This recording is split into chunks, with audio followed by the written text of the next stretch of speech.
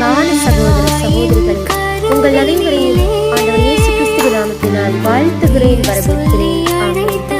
இன்றைய நாளுக்கான இறைவார்த்தை உணவு திருப்பாடல்கள் 139:13. என் உள் உறுப்புகளை உண்டாக்கியவர் நீரே, என் தாயின் கருவில் எனக்கு உரு தந்தவர் நீரே.